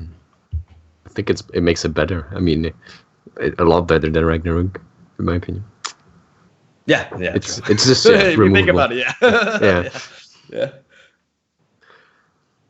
I agree. The weather was just such a swing card with no setup, and like you're just like, hey, like you built up all this strength, well, boom, it's gone. And it kind of led itself to being card advantage somewhat important. If you were able to, depending on the matchup, you were able to just shut down like literally 1 card, no setup on your end. It was relying on your opponent to actually do the setup, and then it would get its swing play. Whereas if you compare it to other swing cards at the time, it's a lot of things that you're building up over time. You're the one who's trying to get all this effect, and it was such a potentially high reward for just shutting down your opponent. And now I agree. It's nice. It's more flavorful. It's more like I don't walk outside and I'm like, whew, well, I guess I'm dead. I walk outside and I'm like, okay, it's cold, and I'm slowly dying. But it's We're all slowly dying, Dale. But no, like it Spoilers. feels much better to play. It feels way different to play, and it doesn't feel as bad to be on the receiving end of. And it kind of fits into this category of cards that demand an answer, and I like that in card games. I like to be able to play a card and be like, hey, do you have an answer for this? And sometimes they do, sometimes they don't. And then how severe it is if they don't have an answer is up to interpretation, obviously, but I feel like it's at a good level right now, especially with the bronze weathers. The silver weathers are interesting as well because they kind of have different effects compared to, like, What do we have? I'm not super familiar on them. Skellige Storm is deal 3/2/1 to the units on the sides of the row. The right side, so it can deal up to 6 in specific scenarios. So it hits the right side for 3, and then the unit to the left of that for 2, and then the unit to the left of that for 1. It also looks really cool. Yeah. Oh yeah, yeah. I think it looks a lot better than Ragnarok to me personally. Really? Yeah, I agree. Yeah, I yeah. agree with that. Right, because Ragnar is too like over the top, or I honestly, effects. I don't know. I was just trying to be edgy. Oh, when's the Not last? the particles and stuff. Did you ever upgrade your graphics card? Because maybe that's why like Ragnarok's just like. Yeah, no, it's I upgraded my graphics card. But no, so what we have a White Frost, which is simply frost on 2 rows, which I mean, literally just 2 bronzes for the cost of silver. And I'm blanking. That one's pretty good. yeah, that was really solid. I'm blanking on the third silver. There is no third one. It's Marigold Tailstorm, which got reworked to a spell, and it's Half the now Scorch. it's well. I wouldn't refer to it as that. It's the Coral's effect. It takes an entire row and it smacks their HP down to half each individually. Oh, It's kind of underrated. Yeah, I think. I didn't even look into that card honestly. Yeah, Like, yeah, Rounding down as well and ignoring I armor. mean- It's pretty good. yeah. Yeah, I think the 3 of us are just like, oh, okay, let's add that to my collection. that card exists. Okay, Crafting now. I'll look at it later. But no, I think. Does anybody else have anything to add about open beta changes? I mean, I don't think I guarantee you we didn't cover everything, because I think if you were trying to actually get patch notes, they'd be a book. But anything else to add on open beta before we move on to our next major topic for the talk show? Yeah, I don't want to like extend things, but I would like to hear you guys' opinions on the order keyword. Like, do you think? Because it's I think the more you add onto that, it could be a little bit problematic, right? Because you don't really want to make too many cards that trigger like that, you know? Like Imperial Golems, as much as I love them, and Saskia, it feels really bad to think like you could add more things that do that, you know? Like just have your entire deck just get up to, I don't know. How do you guys feel about? Not every orders card will come out of the deck when you play something. True. There's going to be cards that Yeah. have an effect when on the board, and then orders, and then you know. True. But also there's a kind of a problem with that, because you know those cards kind of like only have one chance of triggering, you know. And if you already used your leader, it's kind of, you know, and that's why there's not that many. But there'll probably be some. Like K here is pretty good with that, but then again a little bit dangerous as well, because you could trigger it twice. So it's kind of weird. Actually, if you use K here, does it count as an order? I don't know. I don't think How so. think it how does. can you even test that? You have to like. No, shuffle I the think it's Imperial because it Golem says back it's when in. you deploy your leader, I think. Yeah, So- that's good. That's very good actually. Then Yeah. it can make some good stuff. So, yeah. I think I like all the new keywords that like are like that. So like veteran or orders, as we're talking about. Like it's there's a lot that can be done with that, and what we currently have, I think, is just. I mean, it's just a taste. It's like, hey, like this is an idea that we have that, hey, like maybe orders can be like a new form of muster. For the Imperial Golems, like it can be so much, and I think for right now, it's in a good spot. It depends on where it goes in the future. That it could either be, you know, stay where it's at and be fine. It could maybe get a little underpowered as time goes on and other things take its place. Or it could just be completely nutty, and only time will tell on that one. Yeah, orders. I love it as a keyword. I do. It's a good thing to have in the game. And like Ruben pointed out, there's a lot of. I mean, they can slap anything onto an orders tag, but right now it's all about spamming things out of your deck. Most notably, Imperial Golems and Saskia. In fact, are those literally the only 2 examples? I think so. There's not even a third. Yeah, and I'm really not a big fan of either of those cards. I would be shocked if those cards. Actually, I could see them surviving the next hotfix. I don't expect it, but I could see it. It's possible.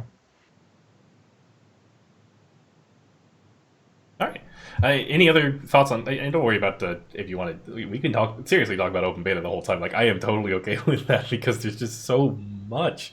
But any other open beta changes that we want to discuss? Yeah, there's one that I like that I think a lot of people aren't talking a lot about, and that's the armor tag. Now, obviously, the armor tag has a lot of implications, such as there's the Northern Realms archetype that's based around it, but on the surface, the armor tag has one specific role, which is that it allows cards to have it allows the devs to kind of lower the ceiling of a card without too much lowering its floor. It's really good for the game, basically. It allows them to have cards like Arrakis Behemoth that are able to survive certain removal cards. I mean, ultimately, you guys remember, like 3 or 4 months ago, there was this thing with gold damage. We used to actually have gold damage in this game, and gold cards used to be killable. And that was always a really major problem because it meant that for really high-value gold cards, they couldn't really balance certain gold cards properly, right? Like, for example, the fact that gold damage was the thing in the game meant that Yennefer the Conjurer was doomed to be 5 strength, even though she might have had a better number at 4, which they ultimately set her at after removing gold damage. So the fact that they removed gold damage has a very similar implication to the fact that they're adding this armor to units, except for bronzes and silvers instead. It's really good. Yeah, I agree with that. Just a fun fact about armor. Did you know a dumb banner heavy cavalry can steal enemy's armor? Yeah. I had no idea. I did not know. Wow, that's really cool actually. I had no idea. No, I agree with the armor change. Like it's a way of allowing cards to have effects that maybe are balanced out by the fact that you don't want them to be immediately removable, but because of that, you don't want them to have like super high strength either. Like before, that was the only way to like prevent that. If like Alzur's Thunder deals 7 damage to a bronze or silver, and you're just kind of like, oh, cool. Like I can play this 6 strength with an effect that the effect never goes off because it just instantly dies. And now it can play a 6 strength with the same effect, but now it has 3 armor, so it actually lives a little bit. It opens up again, like it's just a way of opening up design space, allowing them to create these cards that don't affect the total power that you have, so they're not, just overpowered for what they do, but instead are the power level that they should be, but protected from damage and protected from removal just a little bit more than they were. It's like artificial strength. Yeah, and it comes into play.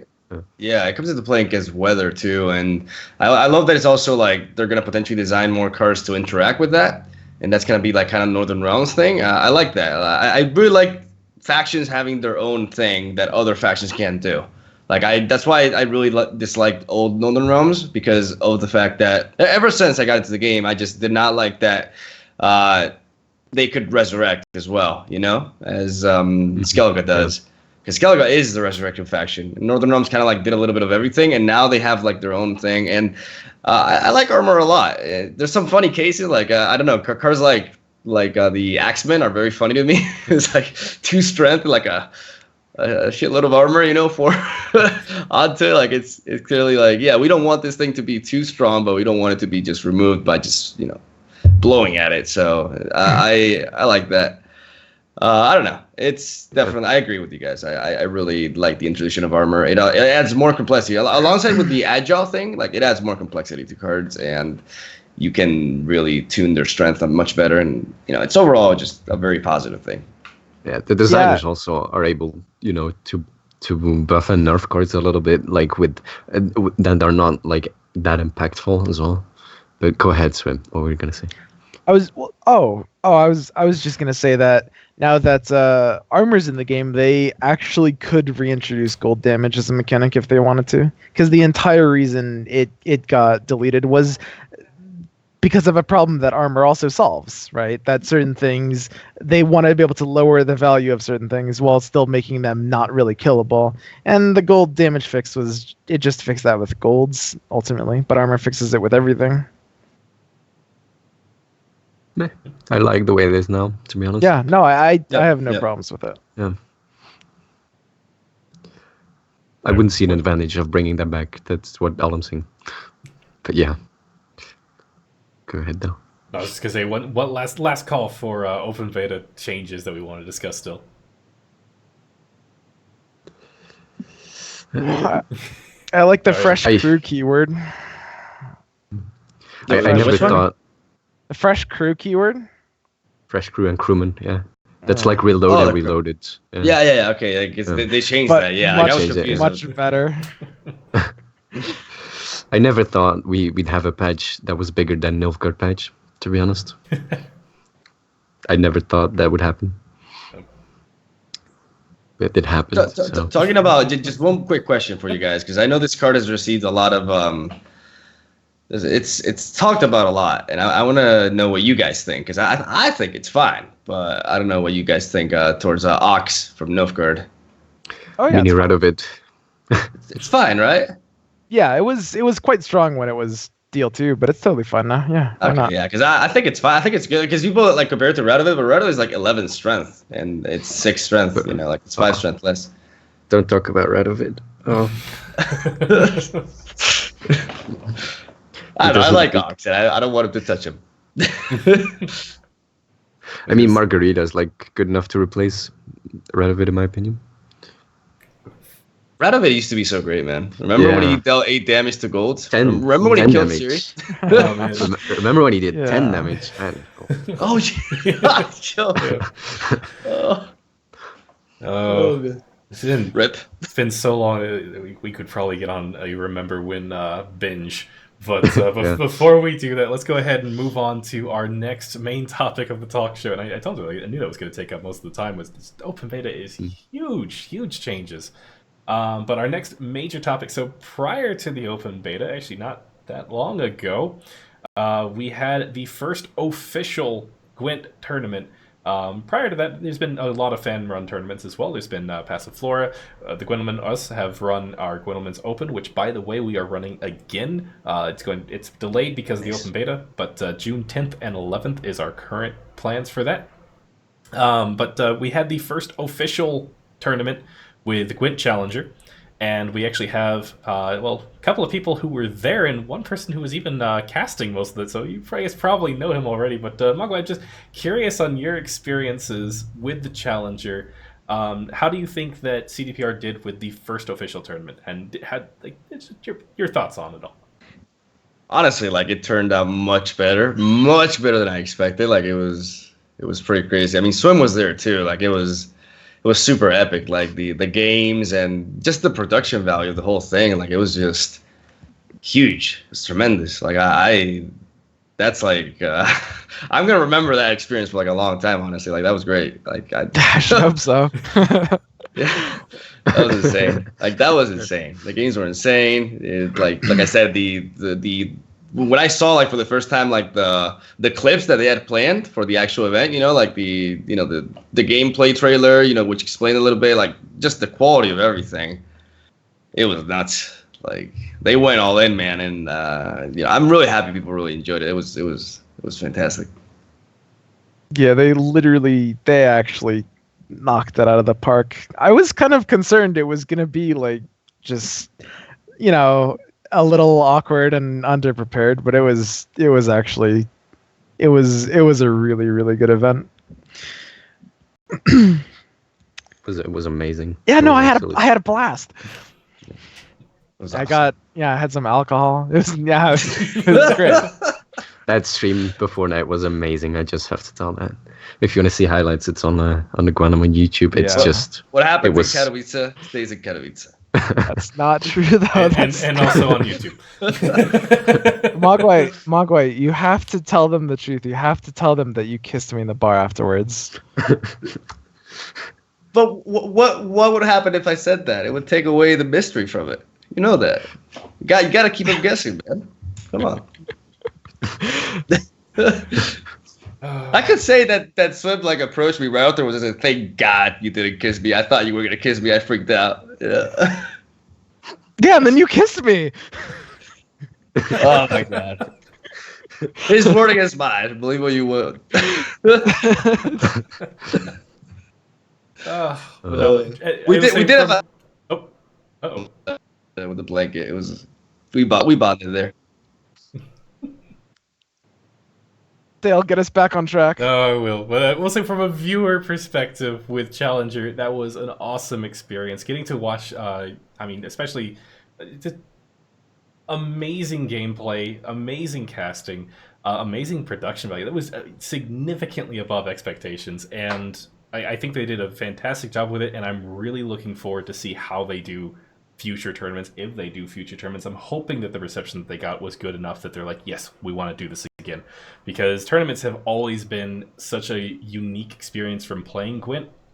And as we move into the open beta, I'm hoping that we just get more people to get to experience that, because bear in mind, if you're starting open beta today, or yesterday, maybe you got in with everybody else, but if you're starting open beta, you're going to notice that there's going to be 3 distinct ways of playing Gwent. There's the casual play, there's ladder play once everybody gets to rank 10, or not rank 10, level 10, which not a whole lot of people are at yet, but then there's this third thing, which is tournament play, and it has its own flavor, its own taste of whenever playing it, and it's not something that you get to experience often, but hopefully you get into the tournament scene, at least try it out, at least get your feet wet. And I'm going to go ahead and plug our Gwentlemen's Open tournament is open to everybody, and it is June 10th and 11th, and I think it's going to be an awesome opportunity for you guys to try out and just, as I said, get your feet wet with the tournament scene.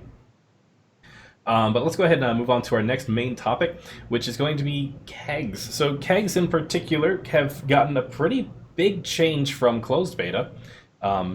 Previously, if it was a bronze card, it could be either common or rarity. If it was a silver card, it could be rare or epic. And if it was a gold card, it could be epic or legendary. But they've changed that now. Every single gold card, just kind of all the crypt comments, man. All gold cards are now all legendary. Silver cards are now all epic. And we're still mixed on the bronze cards. They can also be rares or commons. But that's led to a lot of people asking, hey, like, if I see an epic card, if I see a legendary card in a keg, and it's pretty low drop rates on those legendaries, I think roughly about 5%. What do I pick? And I'm just, what are the top tier gold cards? I'm going to start with Mogwai. Like, what are you seeing? Like, if you see it in a keg, you're just like, that's the one that I want. Do you focus more on pure power level? Do you focus more on, I want to build this specific type of deck? Do you focus more on, hey, this one's moving and the others aren't? The movement is very important for me. Like, I prioritize premium cards, but that's because I need a full premium collection. I just need that. Like, I missed that from the PTR. Like, that was amazing. Like, the decks looked so slick.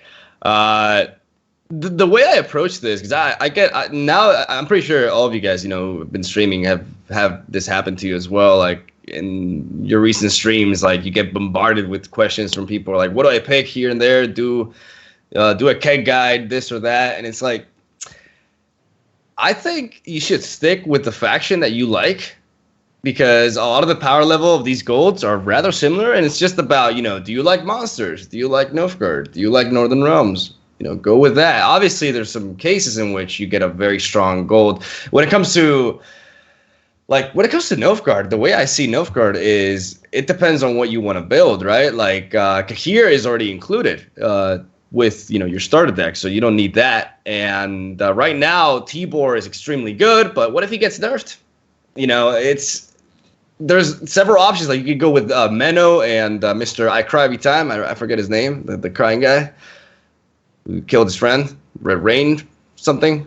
Oh, I haven't got like cards. Rainfarn, yeah. Those guys, like, if you want to build a spy deck. What? That sounds like a spoiler, dude. You just spoil me. He killed it. It's in the art, man. He killed him, and he's crying. I didn't know it was his friend. Oh, well, why would you cry if you kill something? Like, imagine if you killed me. Wouldn't you cry? I can't imagine killing you, Mogwai. Thank you. But yeah, I think it's just a matter of like which faction you prefer, and unless there's like a huge clear case. Right now for Nilfgaard, I don't see like a specific goal that really warrants you be like, oh, you have to pick that 100%. With other factions, I don't know. Well, you always have that third option. What if it's neutral? It can go into any of the factions that you like. Sure. True. And I think that's something to consider as well. Whenever you're picking, you get a choice between 3 legendary cards, especially early on, like we are, and not everybody's running full decks, and nobody has. It's fun because not like there's some people trying to like, hey, this is a good deck, and people are net decking that, but it's very varied right now. So I think that typically if it's a neutral card, it's weighted just a little bit higher sometimes because it can go into any deck that you like. But I agree completely with the advice. Find a faction with an identity that you like. Find that you're like, I like playing this type of deck. This deck is in this faction, and like find that first, and you've got to start a deck from every faction to get an idea of which archetypes are in each one. I don't mean to like choose gold cards based on that. Yeah, I didn't want to cut you off, but I just want to like restate the fact that it's just really like some people are way too obsessed with, especially like I'm noticing that with the public beta, a lot of people just want to jump in and are immediately, I'm pretty sure they ask you guys this as well, like they immediately want the best deck. What's the meta deck? What's the deck that I can just beat everybody with, because they just want that. And they want the best cards. Like what card do I pick? Like they're so obsessed with getting like the strongest cards. And when you pick up a game like Gwent, you should just focus on the faction. Like when I picked it up, like at first when I started, I liked Northern Realms a lot before Nilfgaard was a thing, right? Just jump into the faction that you like and venture into that and focus on that. And right now, it's the way I see it. Every faction is perfectly viable. So just jump on that and build your deck towards preference. If you like all the factions, then I don't know, man. Just look into the cards and see which one can be more flexible for the amount of decks you want to build. But I think people are too obsessed with that. Too obsessed with like the best cards, and instead of like they should just focus on the faction that they will enjoy the most. Because I've had people ask me, what would I play these 3? And I'm like, which faction do you like? Oh, my favorite is Nilfgaard by far. I'm like, why are you asking me that? Like, just pick the Nilfgaard card. Yeah. No, I honestly couldn't agree more. Like, there are certain exceptions. There are some cards that are, like, just really underwhelming. And there are certain cards that are, like, there are kind of tiers. But ultimately, like, so many cards are on such a similar power level that it does ultimately come down to personal preference. And that's usually what I have to end up telling people. It's true. I only take Northern Realms cards. Except if they're premium, of course. I can't resist premiums. Who can? Yeah, you just can't. You shouldn't. Like, if you get a premium legendary, you take it. Simple as that. Yeah. I wish I got legendaries. How many? Real quick, how many kegs did you guys open? 360 something. 373. Too many. I had to get level 10. I had to get level 10 very quickly, and I didn't want to miss on cards, so yeah. Hey, I did get to level 10 pretty quickly. I mean, I know Noxious had like 1,000. Yeah.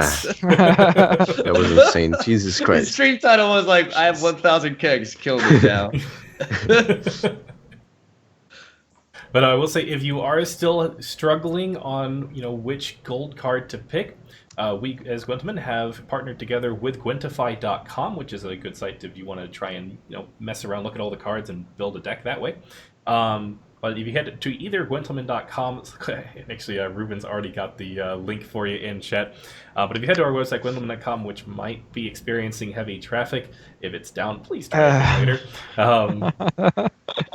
We are aware of the issue, and we're working on it very quickly to fix that for you guys. But if you can either check it out there on our site, Gwentlemen.com, or at Gwentify.com, both ones have the card picker available for you to try out. And they're very simple to use. You simply put in which 3 cards you got out of the keg that you're having to choose from. It only supports legendaries right now, just caveat. And it will provide the rating that we gave as when we got together and we were like, hey, let's rate these gold cards as to which ones are the best in a keg to choose from. And you're able to choose it from there. So just quick plug for that. Services, yeah, 5, yeah. We are working on that. We know it's an issue, and it will be fixed extremely shortly. So matter of days, if I understand correctly. You are correct. Yeah.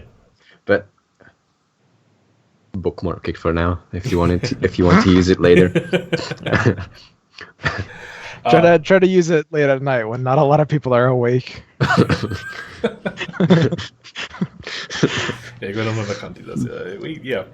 We love you guys. Our site is just kind of like, oh my god, too many hugs. But our next major topic, we still have a little bit of time. Twitch has kind of, I'll say, we've gotten a lot of attention. Our little card game. Mogwai, how's it been? How has Twitch been lately for you? How is it? Have you seen? I'm going to go out on a limb and say that numbers have increased after Challenger. Oh, for sure. I mean, not only for me, for everybody. it's been pretty crazy. I mean, when it comes to me with Twitch, like now I'm starting to like be serious with my schedule because I'm mainly a YouTuber, right? So with Twitch, I've always been like all over the place. I stream whatever the hell I wanted, and if you want to be like successful in Twitch, you have to be consistent and have a proper schedule set. So when I remember when I started streaming this weekend, I started getting like 1,300 viewers. And I was freaking out. I was like, what is happening? You know, and it's because of that huge influx of people. Like everybody's getting a huge boost, you know, and it's awesome. It's super motivating. Like it's motivated me a lot personally. And I'm definitely like, I have a set schedule now and all that. I'm going to work hard, you know, get grinding on that. Yeah, I finally have a set schedule. What's your schedule? It's 11 a.m. Central Eastern time. So I'm finally streaming like an European because I was always adapting to American, but I'm from Spain. So I start at 11 a.m. my time and I end at 4 p.m. So I stream for like 5 hours because I do want to upload like 2 videos every day as well. So that doesn't look like a Spanish flag. No, I'm a fake Brazilian. But it's definitely a great thing, and I'm pretty sure like all of you have, you know, noticed that as well. Like it's awesome. Like the game is getting exposure, and I think this is only the beginning, man. Like you just see the production quality of like the trailer and the single player campaign. I think is going to attract a lot of people as well. And it's just, I expect big things, man. Big things. Me too. I mean, people like Forsen and Amaz was playing today. You know, there's more people testing it out just for, you know, fun, see how it is, what actually Gwent is. And now they, you know, I mean, getting from closed beta to open beta, even though it was really easy to get your key, it's still like, you know, it's like one click from like, you know, waiting a few days. It's a huge difference, and that will definitely like change the numbers as well of how many people will be watching, will be interested and joining. So I think that's a really good thing for Twitch, and Twitch is like one of the main communities where Gwent is really big right now. Also Discord and Reddit a little bit, but Twitch is definitely one of the primary like communities where people come together and, you know, watch some Gwent. Yeah, I love Twitch. Really? Shocker. But I agree completely. One of the key things that I've noticed with just the Gwent community as a whole has been that it's been an exceptionally inclusive community, and people have always been willing to help each other out.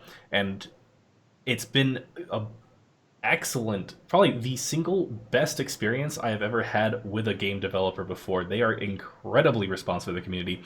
We got a thank you letter thanking the community from them, where it's like, hey, like, you guys are awesome, and, you know, keep up the good work. And I want to point out something in particular that was brought into that, which was there's been a call to action among the community.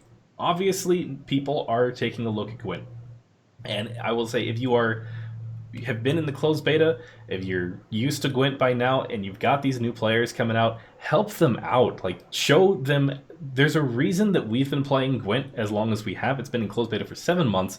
It's been a fun experience. It's been a fantastic experience. And just share that with other people who are getting into the game. And if you like it, great. I mean, it's a fun game. There's a reason we've been doing this. If you don't, I understand. Like, it happens. But, you know, be good Gwent ambassadors for the community, like, and that's something that I think that Twitch, you can go to, I think, literally any Twitch streamer, and they're willing to help you out. So definitely check that out. But I think that is about it for topics, unless anybody had anything else that they wanted to bring up real quick before we do our closing statements. Oh, I've got nothing, Dale. I'm good. I'll say Gwentlemen.com or site. Check it out. Before doing a closing tournament. statements. Before. No, Sorry, any other I have topics? nothing. All right. Another one's awesome. Play it.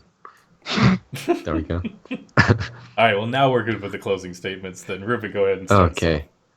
Oh well. You guys probably will not have heard this, but Gwentlemen.com. It's our site, and check it out. It's pretty cool. It's gonna change a little bit in the next coming days, but don't be scared. We'll be there for you. All right. That's it. And as Pyrofox mentioned, 10 out of 10 self-promotion. There we go. as Pyrofox mentioned from the chat, so this Gwentlemen Talk Show, we do it every Thursday at 4 p.m. U.S. Central Time, 5 p.m. Eastern, 11 p.m. CEST, if I'm not mistaken on times. Gwent is a global game, and it's hard to keep track sometimes. But we're here every Thursday. This is the first one. We normally do a viewer question segment. This week, open beta is huge. There's a lot of stuff to talk about, clearly. So we did not have it this week. It will be brought back next week. You have my word on that. But just wanted to throw that out there real quick. As far as closing shoutouts go, if you are looking to get into Gwent, obviously check out Twitch. There's plenty of people who are willing to help you out here. The Gwent subreddit as well. And on the Gwent subreddit, there is a link to the official Gwent Discord. Really great way to just meet new players, get quick answers to your questions. There's plenty of people there willing to help you out. As I mentioned before, the Gwentlemen's Open, our first tournament in the open beta, is currently set for June 10th and 11th. If you are wanting to try and build up your collection as much as you can before then, I highly encourage you, even if you only have like 1-2 decks that you're able to do. I think we have, 2 decks required for our current format? 3 decks required for our current format. Bring the starter decks. Well, if you want to get... If you want to get to the finals, I mean, in the first ones, it's not.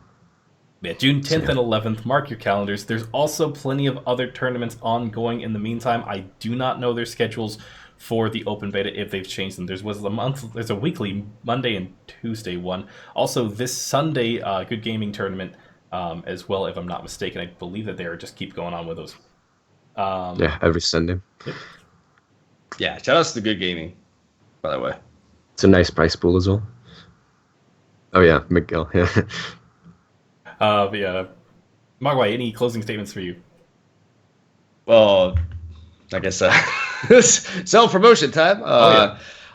I have a YouTube channel, and I upload there basically daily. I'm uploading 2 videos of Gwent every day, so you can check that out. It's MegaMogwai, like the Gremlins movie, the little creatures with a mega on front. It was like my nickname when I was a teenager, in case you're curious.